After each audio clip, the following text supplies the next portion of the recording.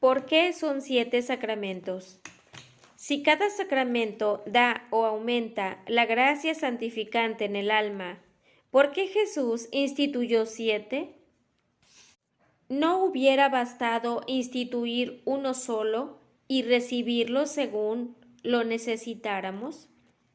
Sí, si la gracia santificante fuera la única clase de gracia que Dios hubiera querido darnos, un solo sacramento hubiera bastado. Si la vida espiritual que la gracia santificante constituye fuera la única ayuda que Dios intentara darnos, bastaría un solo sacramento. Pero Dios, de quien toda paternidad procede, no determinó proveernos de vida espiritual y dejarnos después abandonados a nuestra suerte. Los padres no le dicen al hijo recién nacido, te dimos la vida, pero no habrá alimento cuando tengas hambre, ni medicinas cuando enfermes, ni el apoyo de un brazo cuando estés débil.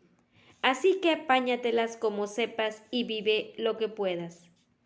Dios nos da la vida espiritual, que es la gracia santificante, y después nos provee de todo lo que necesitamos, para que esa vida sea operativa en nosotros, a excepción de privarnos de nuestra libertad, para que crezca y se conserve.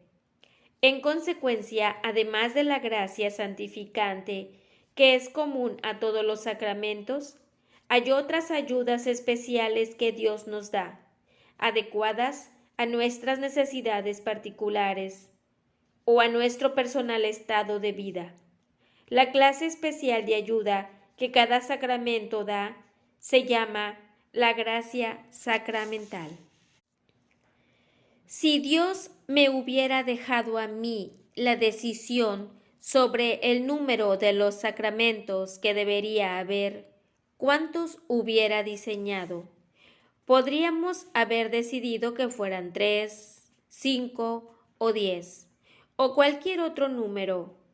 Pero si estudiáramos nuestras necesidades espirituales a la luz de las naturales, es muy probable que también llegáramos a la misma conclusión que Dios y decidiéramos que los sacramentos tienen que ser 7.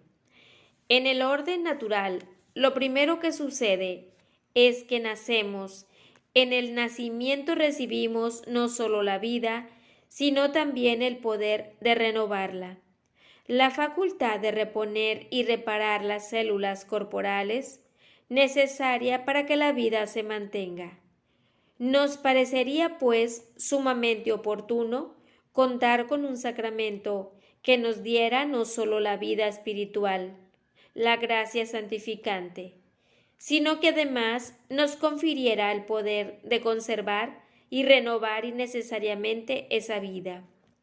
Así, nos sorprende que Dios nos haya dado ese sacramento, el bautismo, por el que recibimos la gracia santificante, a la vez que una cadena ininterrumpida de gracias que nos permite conservar y acrecentarla con la práctica de las virtudes de fe, esperanza y caridad.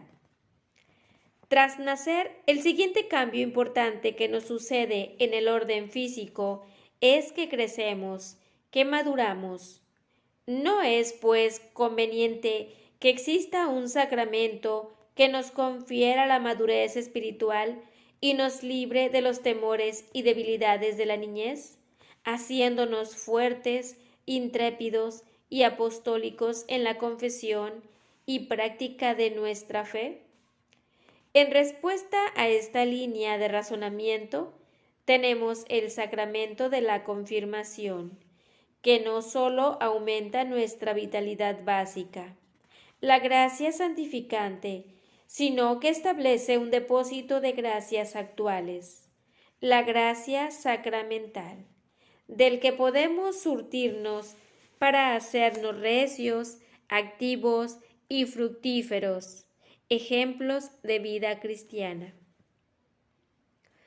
Tras el nacimiento y la madurez, el tercer gran fenómeno de nuestro ser físico es la muerte.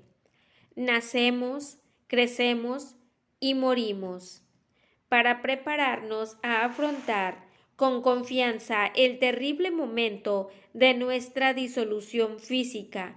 Contamos con el sacramento de la unción de los enfermos y su gracia especial propia, que nos conforta en el sufrimiento y nos sostiene en las tentaciones finales que puedan asaltarnos, preparándonos para mirar con gozo la eternidad.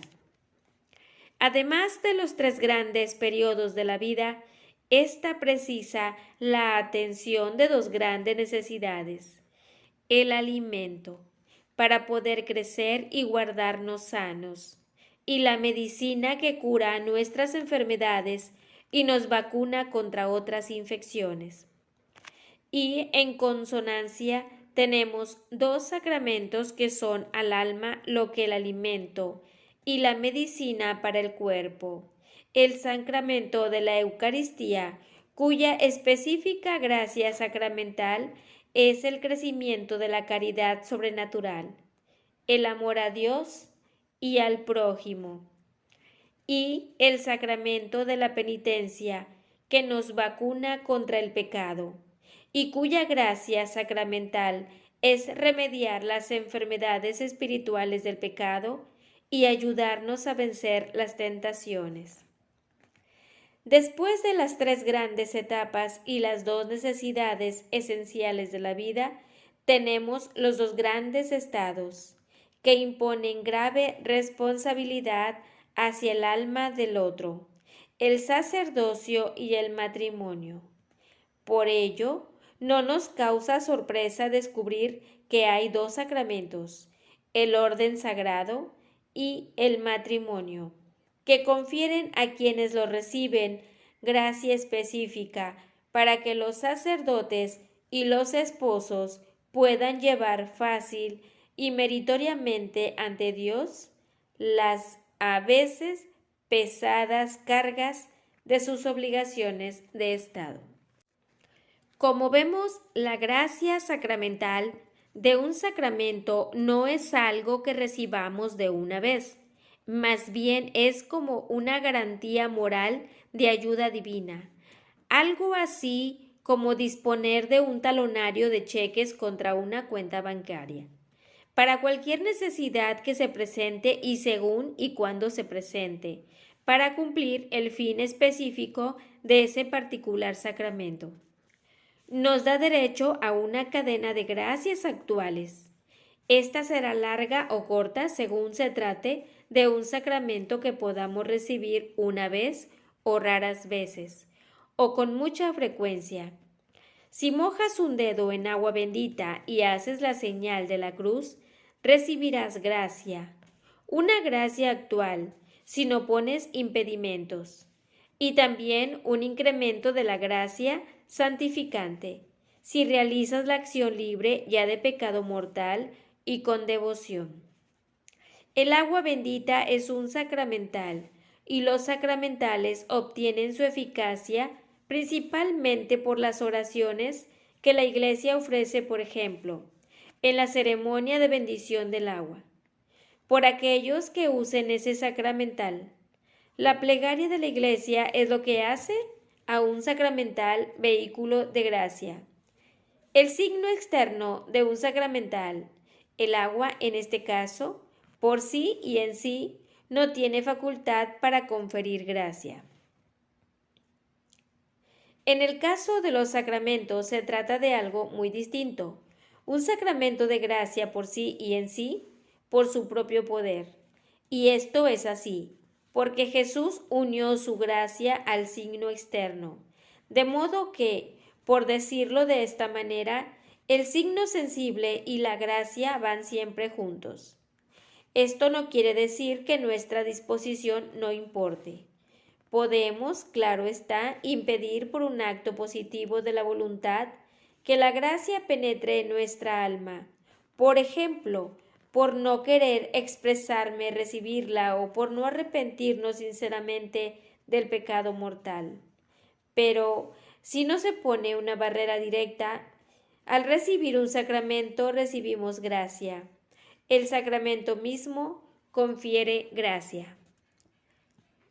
Nuestras disposiciones interiores, sin embargo, afectan a la cantidad de gracia que recibimos.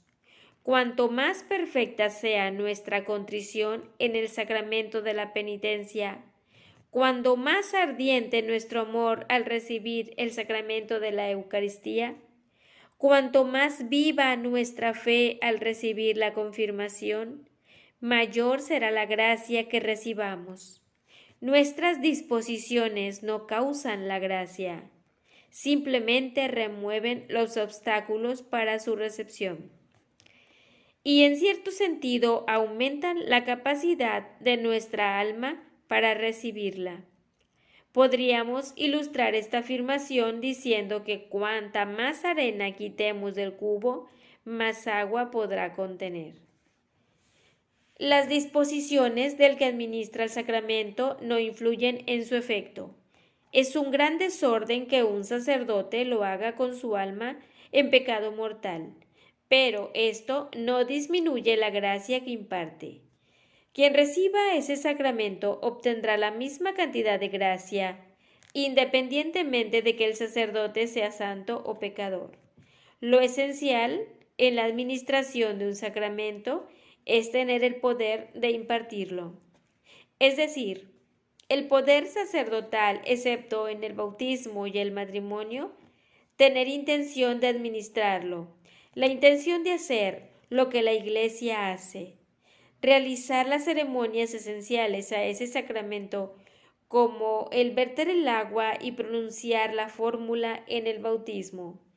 Si asumimos que el que lo recibe no pone obstáculos a la gracia y que lo administra un sacerdote con facultad para ello, entonces siempre e infaliblemente el sacramento contiene gracia.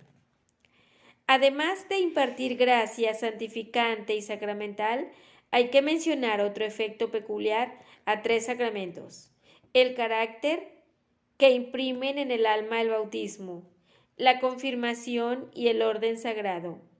Aunque a veces, al enseñar a catecismo de los niños, decimos que son otros sacramentos.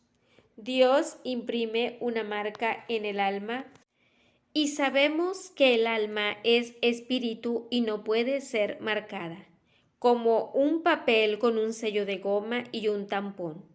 La marca propia de los sacramentos del bautismo, la confirmación y el orden es definida por los teólogos como una cualidad que confiere el alma, una facultades que antes no tenía.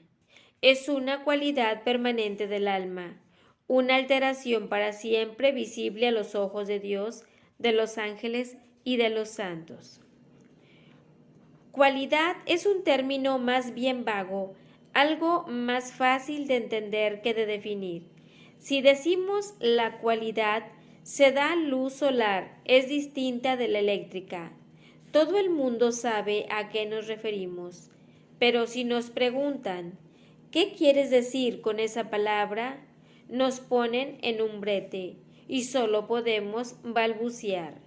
Bueno, que no son iguales. Podría ayudarnos comparar los caracteres de estos tres sacramentos que se reciben una vez en la vida, porque siendo su efecto permanente, solo se pueden recibir una vez con los talentos. Tomemos a alguien con don para la pintura, a alguien capaz de pintar bellos cuadros. No dedica todo su tiempo a pintar, pero su talento está siempre con él.